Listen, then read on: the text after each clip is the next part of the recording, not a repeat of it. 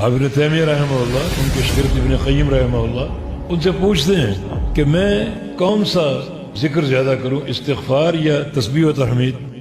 شیخ الاسلام نے فرمایا، بڑا حکیمانہ جواب، اگر آپ کے کپڑے میلے ہوں، ان پر دھبے لگے ہوں، تعفن پھوٹ رہا ہو، تو آپ کیا کریں گے؟ ان کپڑوں کو کیا ضرورت ہے، خوشبو کی یا صابن کی؟ اس کو خوشبو لگاؤ گے، وہ خوشبو بھی بیکار جائے گی، اس کو صابن کی ضرورت ہے۔ پہلے دھوو، اجلے ہو جائیں، صاف ہو جائیں، پھر ان کو خوشبو لگاؤ۔